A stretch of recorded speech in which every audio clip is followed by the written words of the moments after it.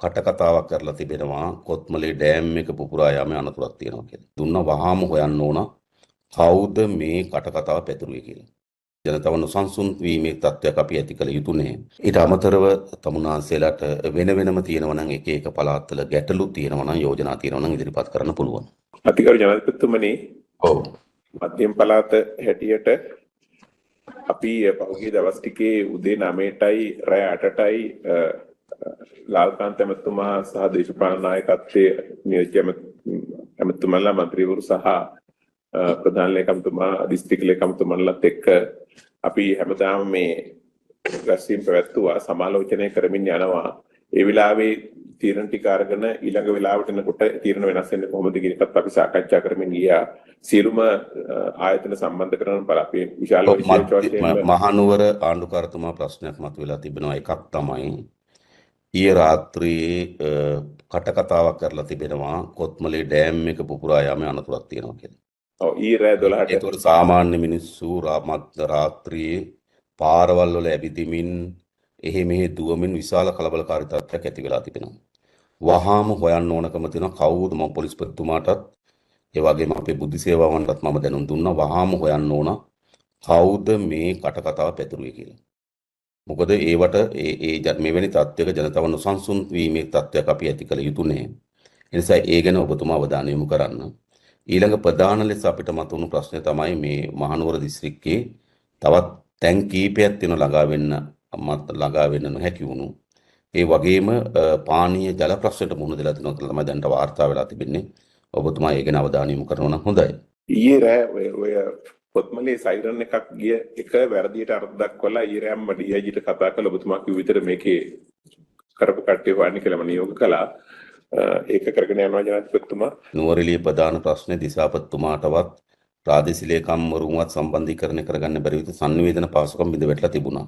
අපි සංනිවේදන ආයතනත් එක්ක සාකච්ඡා කරලා ඉතා ඉක්මනින්ම සංනිවේදන පහසුකම් ඇති කර ගැනීම සඳහා මොකද නුවරඑළිය සියලු සම්බන්ධීකරණ බිඳ වැටලා තිබුණේ. ඒකට අපි උත්සාහයක් දරුවා. ඒ වගේම කොත්මලේ වගේ ප්‍රදේශවල තාමත් විදුලිය බිඳ වැටීම තිබෙන බව තමයි වාර්තා වෙලා තිබෙන්නේ.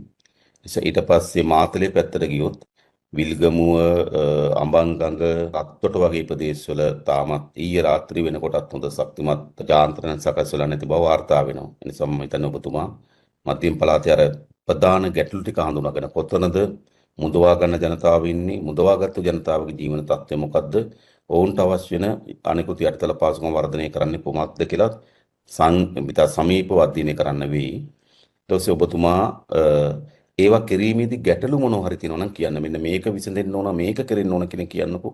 ඊයේ අපි පළාත් පාලන ආයතනවල සභාපතිවරුන් කැඳවලා අපි ඒගොල්ලන්ට අපි කිව්වා පළාතේ දේශපාලන අධිකාරිය සහ ප්‍රාදේශීය ලේකම්වරුන් සමග පළාතේ මට්ටමින් කමිටුව හදලා අර ඔබතුමන් කිව්වා වගේ අපිට උදව් කරන කට්ටියත් එක්ක කමිටුව හදලා එකතු වෙලා කටයුතු කරන්න කියලා කිව්වා. ඒ වගේම විදුලි බලය ගත්තොත් එහෙම දැනට විදුලි බලය විශාල ප්‍රමාණයක් ස්ථාපිත වෙලා තියෙනවා මහනුවර සහ මාතලේ. ජල පහසුකම් තමයි ප්‍රශ්නේ තියෙන්නේ. ජල පහසුකම් තවත් දින 3ක් විතර යනකම් අපිට ජල පහසුකම් ලබා ගැනීමේ අපහසුතාවයක් තියෙනවා.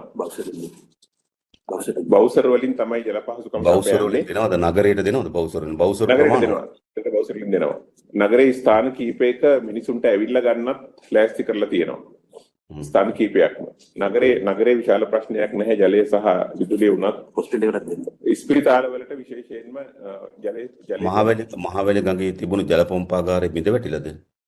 ජල පොම්පාගාරයේ මඩ ඇතුළට ගිහිල්ලා හිර වෙලා බිඳ වැටිලා. ඒ වෝටර් බෝඩ් එකත් කතා කරපුවම මේගොල්ලන්ගේ පැත්තේ මොකද්ද කිව්වේ?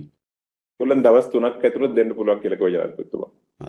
ඊයේ කිව්ව දවස් 3ක් ඇතුළත දෙන්න පුළුවන් කියලා. ඒක හෙට වෙතරම ලැබෙනවා. හරි. ඒතකොට පාරවල් ගත්තහම මහනුවරින් ගලගෙදර මාර්ගයේ එකමන් තීරුවක් විවෘත වෙලා තියෙනවා. මාතලේ මාර්ගයේ එකමන් තීරුවක් විවෘත වෙලා තියෙනවා. මයංගනේ මාර්ගයේ එකමන් තීරුවක් විවෘත වෙලා තියෙනවා. ඒ මයංගනේ මාර්ගයේ කොහොමද? රජමාවතද 18 වංගුවද? තව ඉරලා තියෙන ජනාධිපතිතුමා. නෑ, එක මාවතක් විවෘත කරලා තියෙනවා කිව්වේ කොයි පාරද?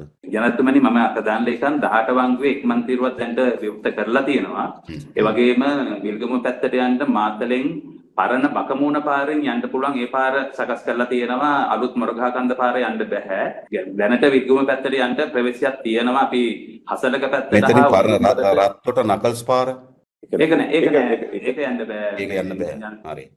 විල්ගමුවට හෙට්ටිපලට ඒ පාර පාවිච්චි කරන්න පුළුවන්. මයංගනයට පාවිච්චි කරන්න පුළුවන් 18 වංගුවේ තනිමන් තීරුව නේද? තනිමන් තීරුව. එතකොට අපිට අර ප්‍රධාන නගරවල තියෙන ප්‍රවේශ මාර්ග සකස් වෙලා තියෙන්නේ නේද? අසල් තියෙනවා. නුවරඑළියට තමයි. නුවරඑළියට යනවා නම් යන්න වෙන්නේ අනික් පැත්තෙන් මේ සාමාන්‍ය මාර්ගය යන්න බෑ කිතුල්ගල පැත්තෙන් තමයි යන්න පුළුවන්. ඒ කියන්නේ කිතුල්ගල නුවරඑළිය පාර කිතුල්ගල පැත්තේ යන්න පුළුවන්. ගිහිල්ලා තලවකලේ කොටගල හරහා ඒ පැත්තේ යන්න නේද? එතකොට දුම්රිය මාර්ගය ගත්තොත් මේ පැත්තේ මහනුවර නාවලපිටිය හරහා යන්න බැරිද? ඒ පාරේ යන්න බෑනේ. ඒ පාරේ යන්න බෑ ජනාධිපතිතුමනි. ඒ පාර අපි අර බඩු ප්‍රවාහනය කිරීමේ ගැටලුවක් තියෙන නිසා අපි කතා කළා මේ කොත්මලේ ඩෑම් එක ඔස්සේ යන්න. එතකොටත් කොටසකට විතරයි යන්න පුළුවන්නේ. හැබැයි මේ කිතුල්ගල හරහා මාර්ගයත් සොසැල්ල මාර්ගය අද ඒක විවෘත කළා දෙන්න අවශ්‍ය කරනවා කියලා තියෙනවා මේ ආදියේකේ. ඒ වගේ දැනට මේගොල්ලෝ පුළුවන් තරම් උත්සාහ ගන්නවා මේ හැම මොකක් හරි මාර්ගයක් විවෘත කර ගන්න ඒ ප්‍රවේශයන් සඳහා. තව ජනාධිපතිතුමනි අපිට යන්න බැරිම පැත්තක් තමයි තිබුණේ උඩුදුම්බර ඇත්තම ගුවන් මගින් තමයි ගොඩක් දේවල් ප්‍රවාහනය කළේ ඊයේ. අද දේවතොට සහ ගංගිහෙල කෝරළේටත් ඒ තත්ත්වෙම තමයි තියෙන්නේ ගුවන් මගින් ප්‍රවාහනය කරන්න තියෙන්නේ. ආහාර සැපයීම පිළිබඳව ඊයේ අපි උඩුදුම්බරට ප්‍රවේශ මාර්ග තිබෙන නිසා කිලෝග්‍රෑම් 1800ක ආහාර ඊයේ චොපර ගමන් බෙදුවා. ඒ වගේම අද දිනේ කිලෝග්‍රෑම් 4000ක් බෙදන්න සූදානම් කරලා තියෙනවා. ඒ වියලි ආහාරනේ දේවල්. වියලි ආහාර. ගංගිහිලට ගංගිහිල දෙල්තොට හා උඩුදුම්බර තව කොටසක් දෙන්න. ඒ අනුව අද කිලෝග්‍රෑම් 4000ක් චොපර ගමකින් බෙදා හරින්න අවශ්‍ය කටයුතු දැනට දිසාපතිතුමා සැලසුම් කරලා තියෙනවා. එතකොට ඒගොල්ලන්ට තමයි දැඩි මේ අර්බුදකාරී තත්ත්වයක් තිබ්බේ ආහාර සැපීම පිළිබඳව. දැන් කොහොමද දැන් මාර්ගයක් විවෘත වෙලා තියෙන නිසා අපිට කිසියම් වූ ප්‍රමාණයක ආහාර සැපීම කරගන්න පුළුවන් ගැටලුවක් නැතුව. ඊළඟට ආහාරත් ලැබෙමින් පවතිනවා. ඇත්තටම මේ පුජ්‍යල ආධාර විශාල ප්‍රමාණයක් දැන් ලැබෙමින් පවතිනවා. රජයේ මැදිහත් වෙලා 60%කුත් පුජ්‍යල ආධාර මත 40%කුත් වගේ ආහාර සැපීමක් දැනට කරගෙන යනවා. දැනටමත් ලොකු ආධාර ප්‍රමාණයක් ලැබෙනවා ආහාර සැපීම සම්බන්ධව. මෙහෙම තියෙනවද සාමාන්‍ය අර පෞද්ගලික අංශය වගේ ස්වේච්ඡා සංවිධාන මැදිහත්ලා ආහාර සපයනකොට ඒගොල්ලෝ ළඟා වෙන්න පුළුවන් ආසන්නම තැනට ගිහිල්ලා ලබා දෙනවා. නමුත් මොකද ඒගොල්ලන්ට ඊට වඩා පහසුකම් නැහැනේ යන්න. ඔව්. ඒගොල්ලෝ ළඟම තැන ආසන්නම තැනට ගිහිල්ලා ලබා දෙන එක තමයි වෙන්නේ. අපිට තියෙනවද ඒවා කෝඩිනේට් කරලා ඒගොල්ලන්ගෙන් ලැබෙන ආධාරات කෝඩිනේට් කරලා අපිට අවශ්‍ය තැනට ස්ථාන කරා යොමු කරන්න සැලැස්මක් තියෙනවද? එහෙමයි ජනාධිපතිතුමනි. මොකද දිස්ත්‍රික්කම් කාර්යාලයේ පැහැදිලිවම මේ වෙනම කමිටි එකක් දාලා තියෙනවා ආහාර සැපීම සම්බන්ධ දිස්ත්‍රික්කම් කාර්යාලය තුනේ. ඒතර මහනුවරටයි නෝටේ තමයි මේක විශේෂයෙන් බලපාන්නේ. ඒතර මේ මහනුවර දැනට අතිරේක ලේකම්තුමා හා ඒකට කණ්ඩායමක් යොදවලා දිසාපතිතුමා සැලසුම් කරලා තියෙනවා. එතෙන්ද තමයි ලැබෙන සියලුම ආහාර පිළිබඳව කෝඩිනේට් කරන්නේ.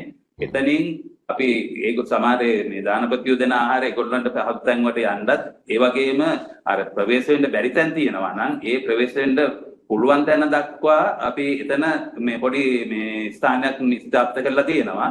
එතෙන්ද ආහාර අපි වාහන වලින් අරන් ගිහිලා එතන ඉඳලා අර බැරි තැන් වලට කරෙන් යදලා හරි අරන් යන්න අවශ්‍ය කණ්ඩායම් යොදවලා තියෙනවා. ඒකට ප්‍රාසේනිකන්තුමාලා ඒ වගේම පළාත් පාලන ආයතන ගරු සභාපතිතුමාලා නගරාධිපතිතුමාලා ලොකු උත්සාහයක් ගන්නවා. අපි ඊයේ සාකච්ඡාවේදී තේන කරේ කිසි ගැටලුවක් නැහැ. ඒ ආහාර ටික යන්න බැරි තැනින් මේ කරෙන් අරන් ගිහිල්ලා හරි නැත්නම් බයිසිකලයක් ත්‍රිවිලක් වගේ තැනකින් අරන් ගිහිල්ලා එතන ඉඳලා ආපහු ප්‍රවාහනය කරන්න පුළුවන් තැනක ඉඳලා ඒ අවත් මිනිස්සු ඉන්න තැන කනදුරට අරන් යන්නේ. ඒ අනුව දැනට ආහාර සැපීමටත් අපි ඊයේ විධිමත් ක්‍රමවේදයක් සකස් කරගත්තා. මේ කොහෙටවත් ආහාර නොලැබෙන කියන්නේ වීර්ය ආහාර හෝ අනිකුත් ආහාර නොලැබෙන තත්ත්වයක් ඇති නොවන විදිහට ඒක සැලසුම් කරලා තියෙනවා දැනට. දිසාපතිතුමා ඊයේ පැහැදිලිවම අපිට දැනුම් දුන්නා මේ අපි ඔක්කොම රැස්වීමේ හිටියා මේ අනුකාරතුමාත් ලාල්කාන්ත මැතිතුමත් අපි ඔක්කොම හිටියා. එතෙන්දී මේ සැලසුම සකස් කරගත්ත ජල්ගරු ජනතුමනි. ඒ තැන් ඔක්කොම හඳුනාගත්ත ජනාධිපතිතුමනි යන්න පුළුවන් අවසාන තැන හඳුනාගත්තා. ඉතින් ගෙනියන්න අපිට දැන් හෙට ස්වේච්ඡා සේවකීන් 1000ක් අද ඉන්නවා. ඒගොල්ලෝ ඉදිරිපත් කරා මේ ස්වේච්ඡා සේවකයන් විශාල ප්‍රමාණයක ඉදිරිපත් වෙලා අර පයින් ගෙනියන වැඩේ කරන්න. දක්ෂ පළාත් සභාවෙන්